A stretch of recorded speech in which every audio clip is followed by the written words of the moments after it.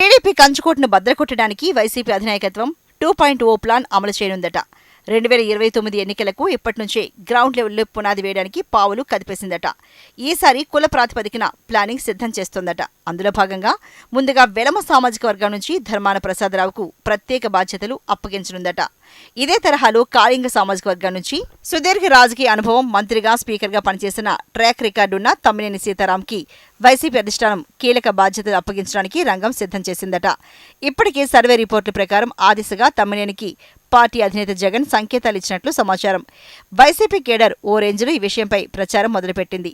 అలాగే జగన్తో తాడేపల్లిలోని పార్టీ ఆఫీసులో మాజీ స్పీకర్ తమ్మినేని సీతారాం, ఆయన తనయుడు చిరంజీవి నాగ్ భేటీ అయ్యారు. జిల్లాలో తాజా రాజకీయ పరిస్థితులను ప్రస్తావించారట. పనిలో పనిగా కాళింగులకు మంచి ప్రాధాన్యత ఇస్తామని హామీ ఇచ్చారట. ఇక జిల్లాలో మిగతా సామాజిక వర్గాల ఓటింగ్ వివరాలు నియోజకవర్గాల వారీగా చర్చించారట. అలాగే సొంత నియోజకవర్గం ఆమదాలవలసలో పార్టీ కార్యక్రమాల నిర్వహణ తీరు, కీలక నాయకుల పనితీరు కోసం సీతారామన్ అడిగి జగన్ తెలుసుకున్నారట. ఇదే సందర్భంలో వచ్చే ఎన్నికల నాటికి వైసీపీ తరపున పార్లమెంటుకు పోటీ చేసేందుకు సిద్ధంగా ఉండాలని తమ్మినేనికి జగన్ చెప్పారని టాక్. కాళింగులను వైసీపీలో ఏమాత్రం ప్రాధాన్యం తగ్గకుండా చూస్తానని మరోసారి అధినేత భరోసా ఇచ్చారట. తద్వారా వచ్చే ఎన్నికల్లో తమ పార్టీ తరపున ఎంపీగా ఎవరు పోటీ చేస్తారన్న దానిపై నెలకొన్న సస్పెన్స్ కు జగన్ తెరదించారన్న ప్రచారం సాగుతోంది. అలాగే పార్టీ అభ్యున్నతికి కృషి చేసి ప్రభుత్వ వైఫల్యాలను ఎండగట్టాలని కూడా తమ్మినేనికి జగన్ సూచించారట.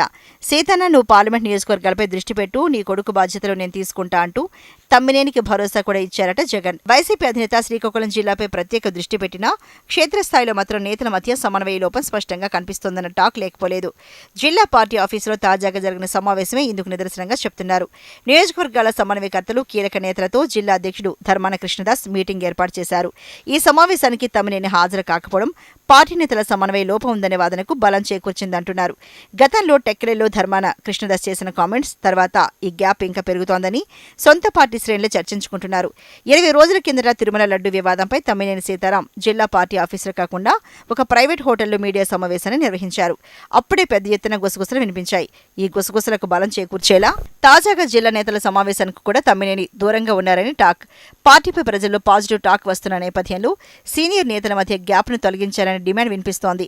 కులాల కుమ్ములాట కాకుండా జిల్లాలో వేలమ, కాళింగ, కాపు, దళిత ఈ 4 కలిస్తే గెలుపు మనదే, మళ్లీ ఇక్కడ జెండా పాతొచ్చు అని కేడర్ ఇప్పటికే తాడేపల్లికి లేఖలు కూడా రాశారట. కానీ తాడేపల్లి నాయకులు జిల్లాలోని నియోజకవర్గాల వారీగా కేడర్ని పిలిచి మాతో మాట్లాడితే నిజాలు చెబుతామంటూ సర్వే బృందాలకు, అధినేతకు లేఖలు రాశారని టాక్.